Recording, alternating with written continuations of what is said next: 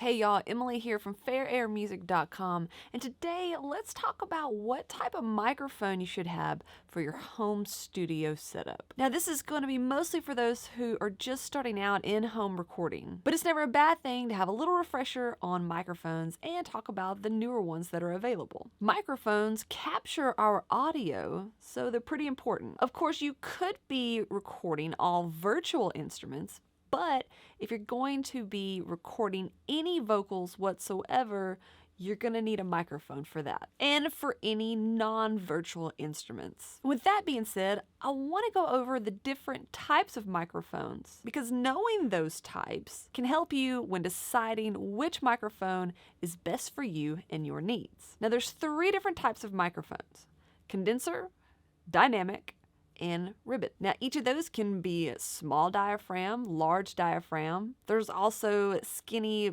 pencil looking microphones, as well as bottlenecks and a whole bunch of other different sizes and shapes. Also, something to keep in mind is that a lot of those microphones have different polar patterns. Now these polar patterns basically tell you where on the microphone audio is going to be captured. And we can go over all that a little bit more in depth, but for right now, we're just going to cover the basics and recommend those microphones that are going to get you started in recording. So there's a lot of different components to think about and something to educate yourself on. So to make things a little simpler for you, I have some recommendations you can use for vocals and instruments that won't cost too much and get you up and recording with great results. All right, y'all, so we're back here at Sweetwater. Again, if you've got another company that you would like to use, that's perfectly fine. This is just a popular one and it's easy to navigate around. I've done a lot of audio gear shopping from Sweetwater. This is not paid for by them by any means. It's just something that I like to use. So again, back at the shop by category tab, let's take a look at that and go back to studio and recording. The next thing that you'll notice, that's microphones. That's why it's the next thing that we're talking about. So let's click on that and go through some that I really like and that I recommend, and some new ones that I can't wait to try out in my home studio. So the first thing that I'm gonna recommend, something that you can just plug into your audio interface and just start creating, start recording, and that is a condenser mic. And the one that I recommend is a large diaphragm condenser mic. And so let's just go looking through some of those. Now the first one, the very first one, and this is, defaulted to most popular, and that is the Rode NT1A. This was the first one that I bought 10 years ago, and I still use it. It's still a great microphone. Rode is a great company. They make some of the best microphones out there today, and you get this one with a shock mount and a pop filter. I can't stress enough how important those pop filters are, especially on vocals. And this comes with a shock mount that is connected to that, so it's just like an all-in-one. And this is a large diaphragm cardioid condenser mic, so it's going to be picking up the source, your vocal or guitar, directly in front of the capsule there, and it's going to try to cancel out as much as it can behind it, and that's what we want. This is a microphone that I highly recommend if you are just starting out in recording, plus it's at a great price point. One thing that I do want to just get out of the way and tell you something that I don't recommend, and it's for personal reasons, but it's also from experience, and that is the software-based microphones, the ones that you buy and then you put plugins on them. Something to keep in mind with those, even though they sound cool and like you're going to get a whole bunch of different mic tones, you'll get different tones.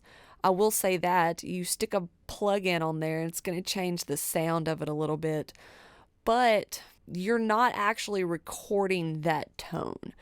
You're just sending a transparent microphone recording through plugins, and it does sound fun, but in experience, it's just a little bit gimmicky to me, and there's a couple of them out there right now, and I just don't see the greater value in that. If you want to record a vocal or an instrument and have a quote vintage tone, then pick up a vintage mic.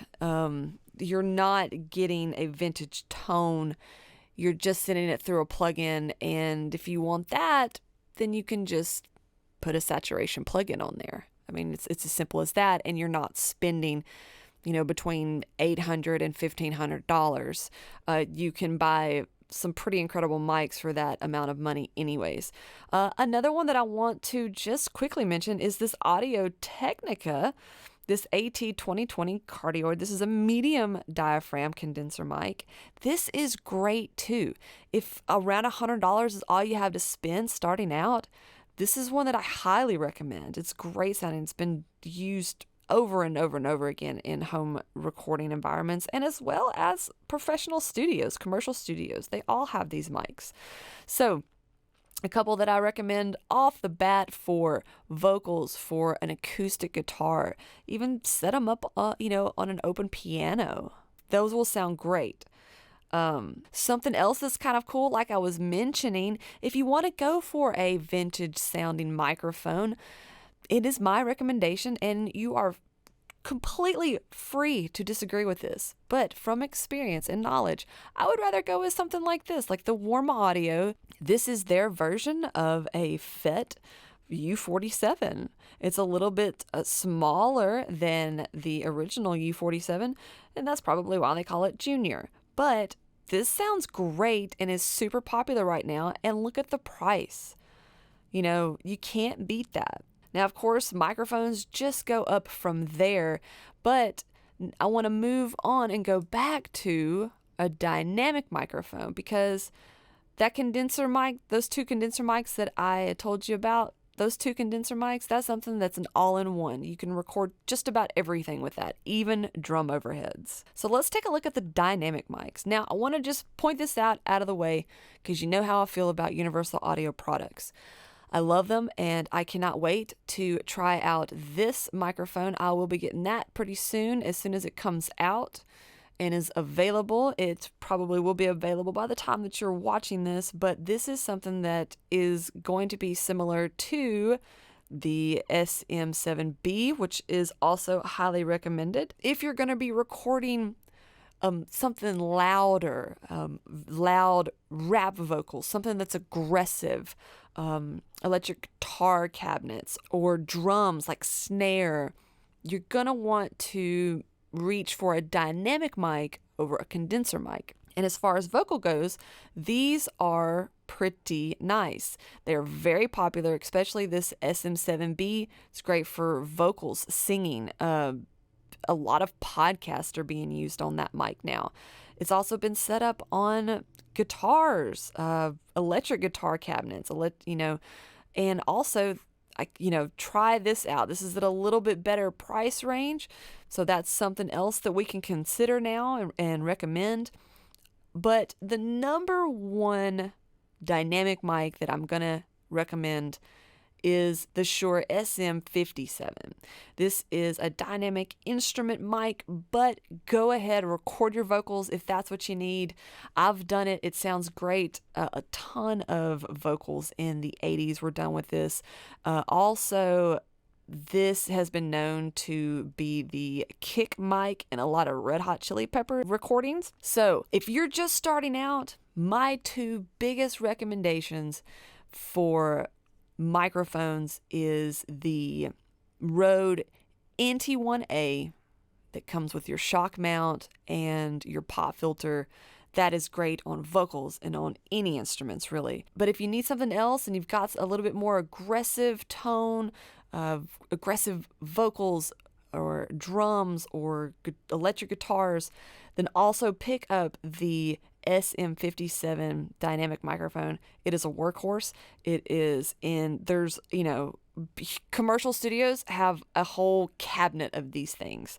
They are just, you can't beat them. But those are the ones that I can highly recommend because I've used them. I've used them for over a decade now, and they are still, within the top 4 of the most popular types of microphones, even today. But before you go, if you have any other questions or concerns about any other gear that you might need for your home recording, make sure to download my home studio gear guide. It's got recommended products that I use or of companies that I know and trust. Things like audio interfaces, microphones, monitors, recording software, where to get started if you are just getting into home recording. And I've broken down those products into certain price points so that you can feel confident in your purchases. Okay, I hope this has been helpful for you. Go ahead, download that gear guide, and subscribe to the channel if you want to follow along and see more helpful videos just like this one. All right, y'all, we'll talk soon.